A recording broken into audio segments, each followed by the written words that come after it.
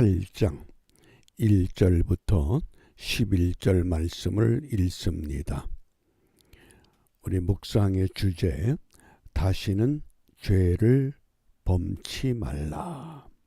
다시는 죄를 짓지 말라. 이번 주 우리 암송할 성구 고린도전서 10장 31절 우리 함께 암송합니다. 그런즉 너희가 먹든지 마시든지 무엇을 하든지 다 하나님의 영광을 위하여 하라. 사람의 제1되는 목적이 하나님을 영화롭게 하고 영원토록 하나님을 즐거워하는 것이다. 어떻게 하나님을 영화롭게 하며 하나님을 즐거워할 수 있는가? 왜 목적이 분명한데 그 목적을 따라 우리가 실천하지 못하는가? 그 이유를 로마서 3장 23절에서 모든 사람이 죄를 범하였음에 죄 까닭에 하나님의 영광에 이르지 못한다고 분명히 말씀합니다. 그러므로 하나님의 영광을 위해서 또 하나님을 즐거워하기 위해서 죄의 문제를 해결해야만 합니다. 이 죄의 문제를 어떻게 해결하라고 말씀하셨는가? 오늘 묵상의 주제가 있는 요한복음 8장 11절입니다. 예수께서 가라사대 나도 너를 정죄하지 아니하노니 가서 다시는 죄를 범치 말라. 다시는 죄를 범하지 말라. 하나님의 두 가지 법이 우리에게 적용이 됩니다. 하나는 죄에 대한 심판의 법이요, 다른 하나는 십자가 대속의 구원의 은혜입니다. 이 두 가지가 항상 병행해서 우리를 살피고 우리를 이끌어 갑니다. 예수님께서 다시는 죄를 범하지 말라 이렇게 말씀하셨던 사례가 요한복음 5장에서도 한번 소개가 됐습니다. 5장 14절 그 후에 예수께서 성전에서 그 사람을 만나 이르시되, 이때 그 사람은 누구냐? 38년 동안 중풍병에 시달림을 받았던 사람을 말합니다. 그 사람은 무엇을 상징하느냐? 38년 된 병자다. 그것만이 아닙니다. 우리가 구약에서 이스라엘 백성들이 애굽에서 나와서 광야 생활 40년 그러지만은 정확히 말씀하면 신명기 2장 14절에서 38년 동안 이렇게 규정합니다. 그러니까 38년 된 중풍병자는 애굽에서 나왔지만 아직 약속의 땅에 들어가지 못하고 광야 생활을 하고 있는 하나님의 백성들을 의미하기도 합니다.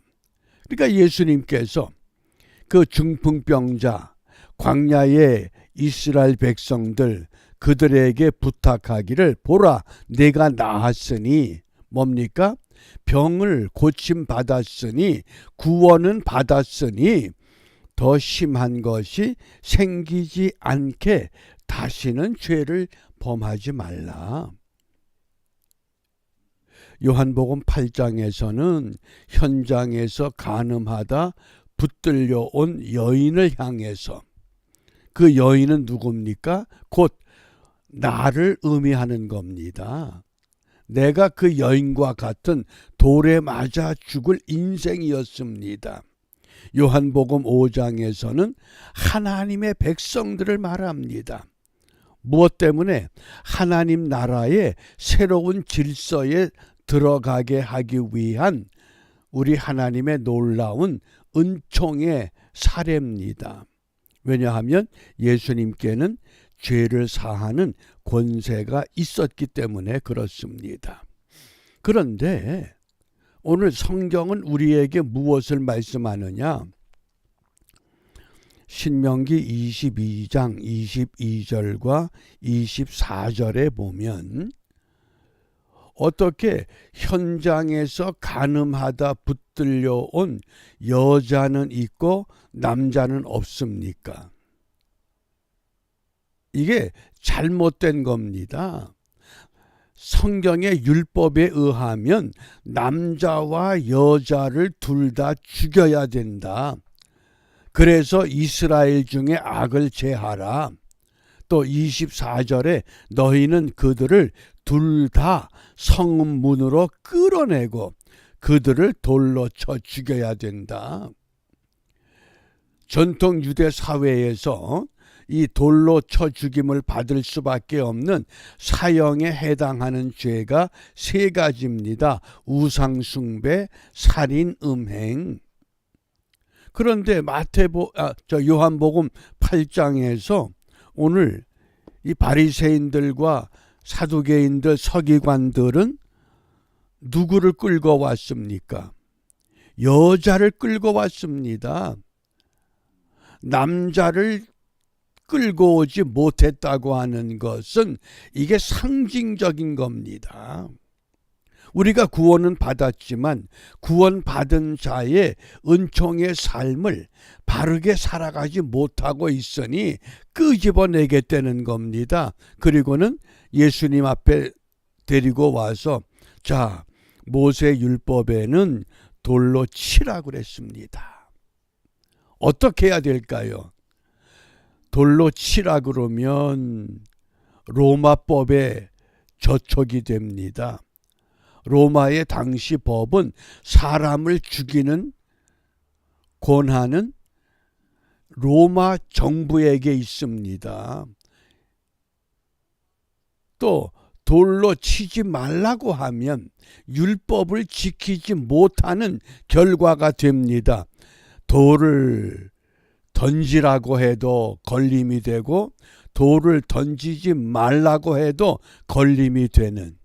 그래서 오늘 요한복음 8장 6절에 보면 예수님을 향해서 의도가 잘못되어 있습니다. 고소할 조건을 찾기 위해서. 고소할 조건을 찾는 게 누구의 짓입니까? 이게 마귀 짓입니다. 마귀는 다니면서 고소할 조건을 찾습니다. 오죽하면 욥을 고소합니까? 당신이 욥에게 복을 주시니까 욥이 하나님을 경외하는 것 아닙니까?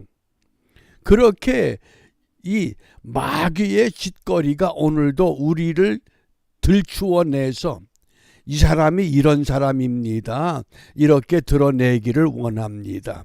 그런데 우리 예수님께서는 나도 너를 정죄하지 않겠다. 나도 너를 심판하지 않아. 그 대신 한 가지 부탁이 있어. 다시는 죄를 범하지 말라. 왜요? 예수님이 이 땅에 오신 목적이 분명하기 때문에 그렇습니다. 요한복음 3장 17절 하나님이 그 아들을 세상에 보내신 것은 세상을 심판하려 하심이 아니요 그로 말미암아 세상이 구원을 받게 하려 하십니다.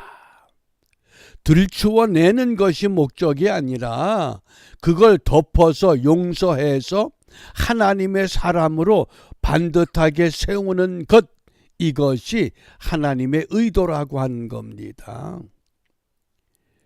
그 코페르니쿠스라고 하는 16세기 폴란드의 그 유명한 천문학자, 그가 마지막에 이런 고백을 합니다.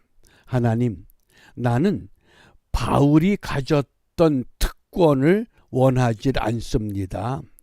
베드로에게 주셨던 능력도 원하지 않습니다.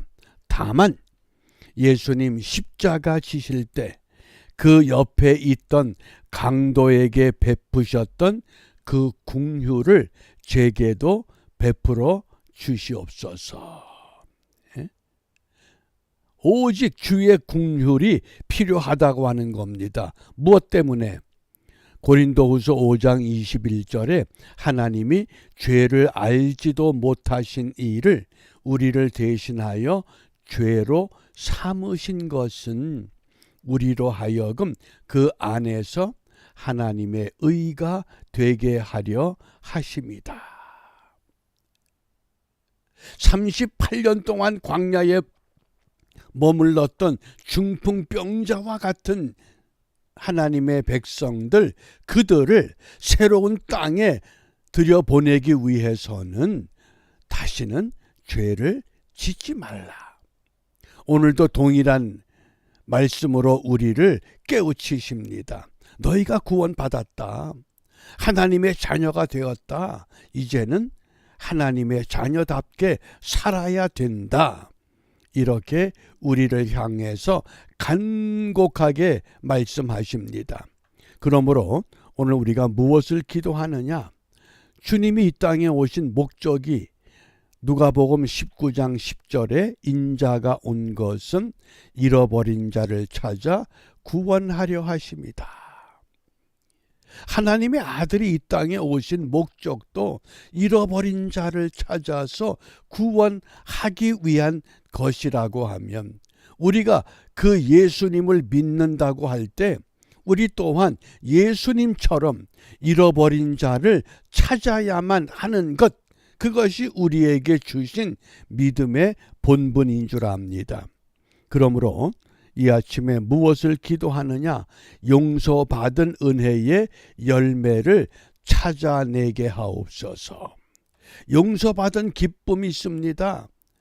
거기에 멈춘 것이 아니라 이제 용서받은 은혜의 열매를 찾아낼 수 있는, 그러므로 다니엘서 12장 3절에 보면 많은 사람을 옳은 대로 돌아오게 한 자가 별과 같이 영원토록 빛날 것이다.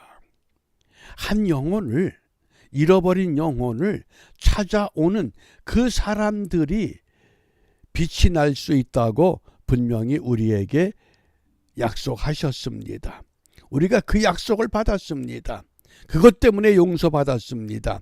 그러므로 우리가 용서받은 은혜의 열매를 찾아내는 일에 집중하는 복된 하루가 되시기를 바랍니다. 기도합니다. 자비로우신 아버지 하나님,